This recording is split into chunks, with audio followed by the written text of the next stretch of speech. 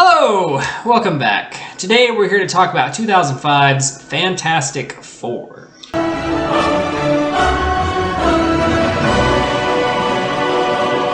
And fantastic it was, depending on who you ask. Very questionable. I was in the perfect mood for this movie. Yeah, you enjoyed it a lot more than I did. I didn't hate it. I'll preface, I didn't hate it, but yeah, he definitely enjoyed it a lot more than I did. We'll start with the story. And that's something that I actually really quite enjoyed. I felt like it was consistently moving forward. And my thing with this one is it felt like it was out of a comic book. The transitions felt kind of comic booky. Like you go from being in outer space to being on Earth with just one they passed out. Didn't make sense, but it was fun. Yeah, you're right. To its credit, it was moved forward. It had a direction.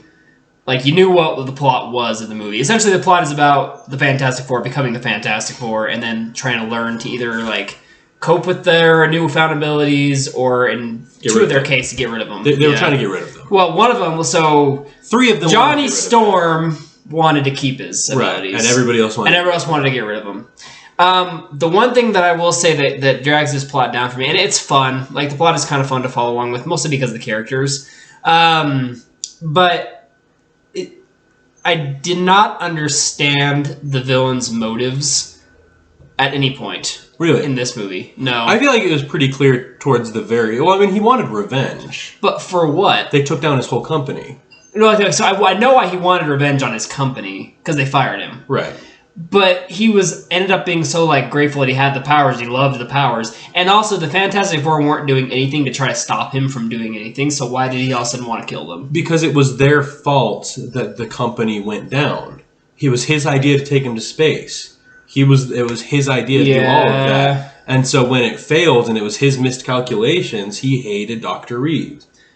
I mean, I guess. I don't know. He was a little bit weak to me as a villain, and his motivation was a bit weak to me. Also, the other thing I will say for it, there were a lot of things that happened that the reaction, I guess is more of a character's flaw, but they did not treat what their situations like actual people would treat their situations. Yeah. There is a scene where Johnny Storm is on a skiing date with his nurse, and he ends up catching fire, flying away, melting this little mountain of ice, and goes into jacuzzi, and then she skis up to him and he's just you care to join me, all sexy and I'm okay, you'd both be freaking out right now. There is no way you treat that like nothing happened. And there was a lot of scenes like that throughout the movie that it did hold it back to me a little bit plot-wise, because I'm that was not how that would go down. Well, sure. Well, she was also just the worst doctor of all time. He had a fever of 200 degrees. He should have been hospitalized. He should have been dead. Yeah. And I mean, to be fair, she was probably oh, well, the equipment's probably broken. But she should have got more equipment instead of being yeah, I'll go on a date with you up this mountain. Yeah, no, it was really stupid. And where do they get a helicopter? I don't know. It was awesome. It was awesome. Yeah.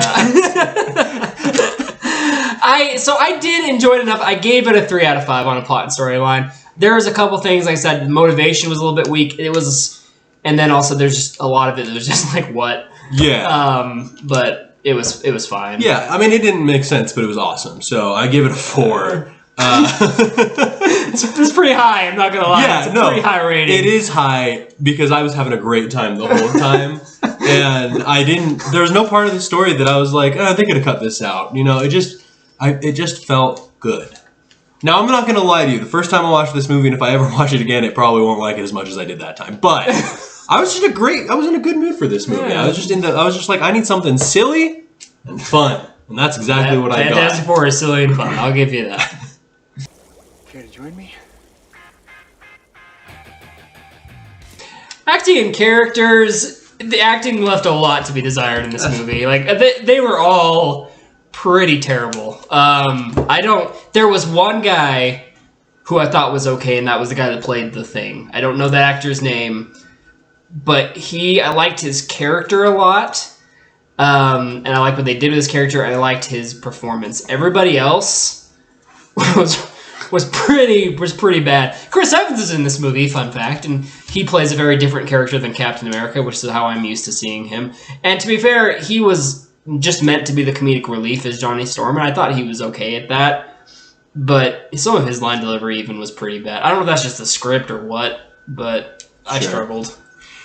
I gave acting relatively low, but I gave characters relatively high. I felt like they built the characters pretty well. Like I said, some of the line delivery was a little rough to listen to.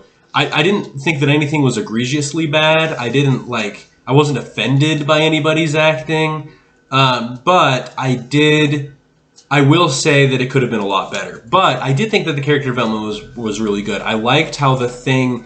nobody else was nearly as worried about having abilities as the Thing, because his abilities made him like 700 pounds and covered in stone, and his wife left him, and he couldn't pick up the ring off the ground, and he was distraught. It made sense. Meanwhile, Johnny Storm can fly, so obviously he's not as worried about it, right? And also he was, kind of sexually harassing people. He just didn't seem to care too much about consequences of his actions. Yeah, no, he didn't care. So he probably did. But, they built the characters in a way where it seemed like their motivations were real. Everyone seemed like they were motivated in and of themselves. You knew who they were, and you could kind of predict what they would do based off of that. I did like the characters of the Fantastic Four pretty well. I don't think they were very consistent with their characters, especially the Thing. I liked the Thing, but there were scenes where he was distraught, and then there were scenes where he was joking and laughing and having a good time.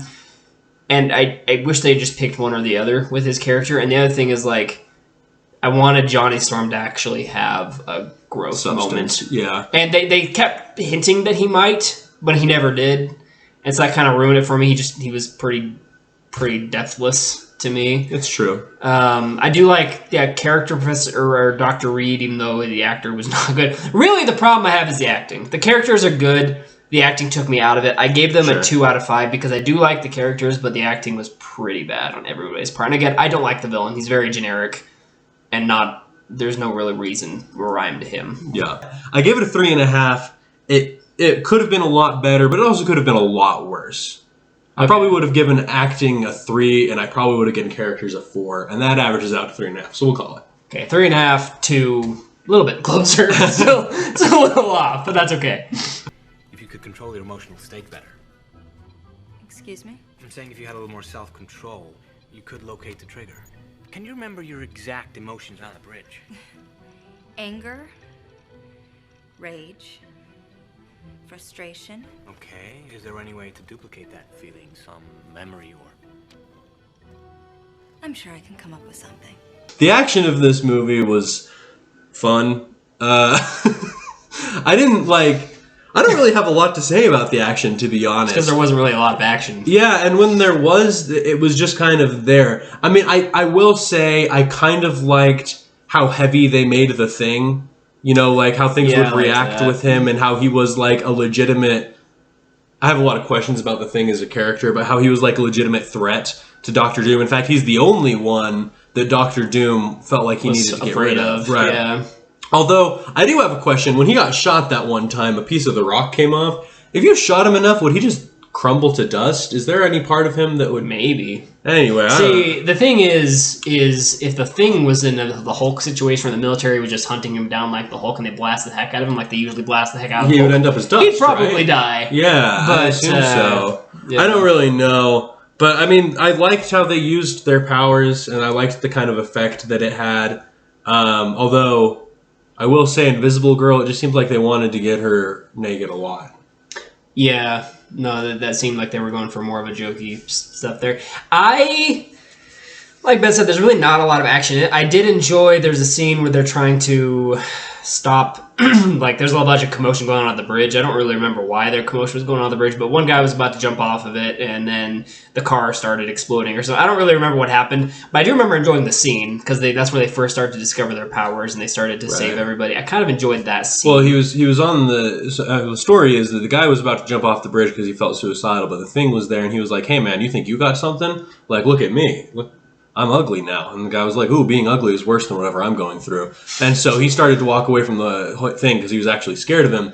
And then the Thing started trying to walk towards him, and then they fell into the middle of the road and got hit by a semi-truck, and then that stopped all of traffic. And then there was a whole thing where, luckily the other 3 Fantastic Four members were all there. Yeah. So that was a good scene. I enjoyed that scene pretty well.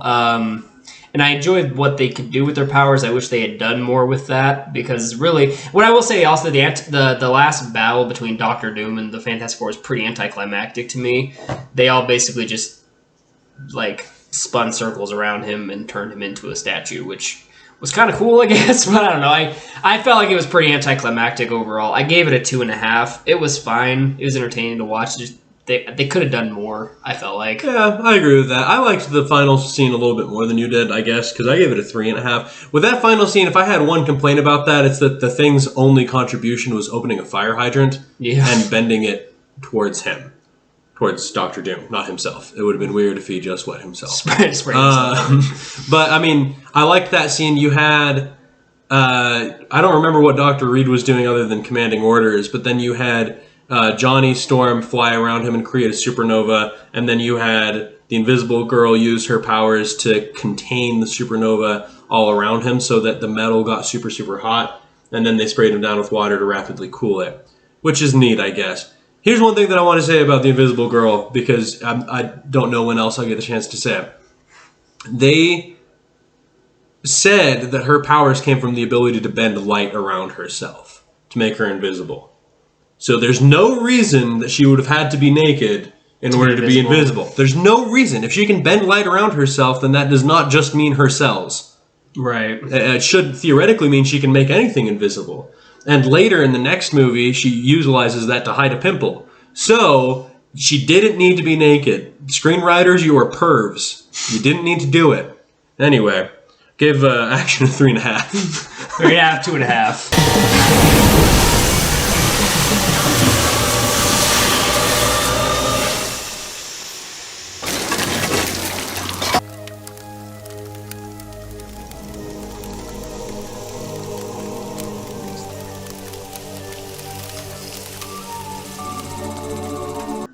Cinematically, it was I mean, it's dated. A lot of it looks pretty dated, but for the time, I'm sure it was fine. I didn't really have much to say about the cinematics in my notes. I thought that the music and the score was pretty weak. Yeah. I thought that, the costumes were okay. The Thing is clearly a costume, which was kind of nice to not have a CGI rock monster for once, but I don't really have anything to say about it cinematically. I thought it was fine. Didn't like the score. I didn't think anything really stood out, but it worked for me overall. I have here a note that says music is whack. And I don't think I mean general music is whack. I think I meant the music in this movie.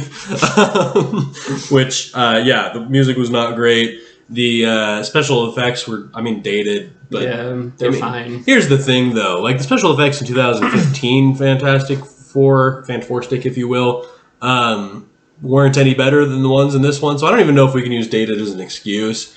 But I didn't have any massive. This came out 10 years earlier, though. You know what I mean? Yeah, but it was just as bad 10 years later. So have we made leaps and bounds? I don't know. Apparently not for Fantastic Four. Right.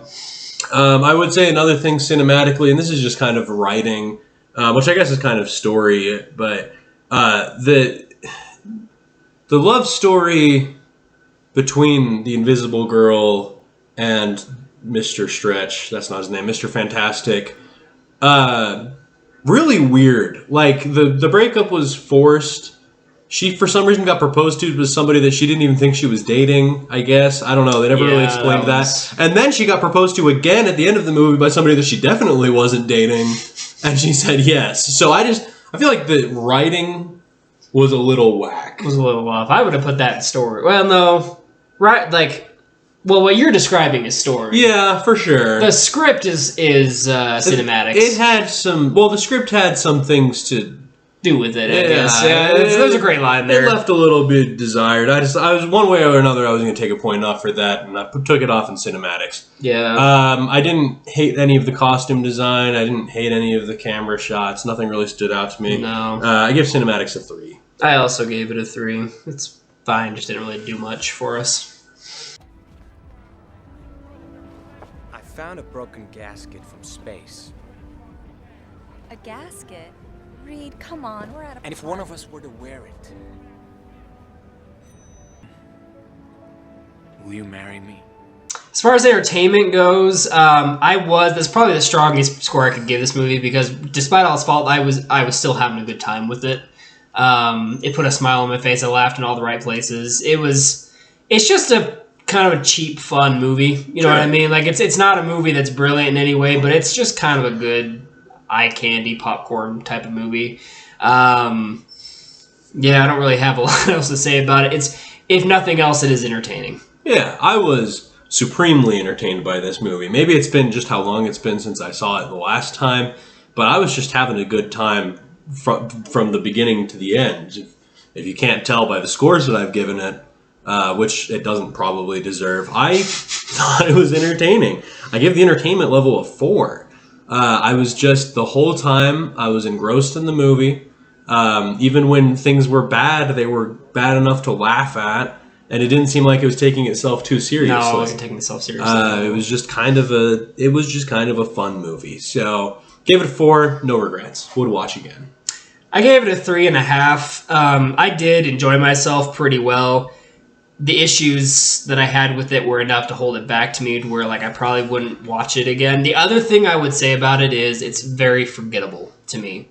It's only been a week since we've watched it, and I already was trying to remember like the movie. I was already forgetting a bunch about it. So like, and this is one that I feel like it has been forgotten overall by most superhero watchers, just because it didn't particularly age well or stand out in any way. Sure. It's fine.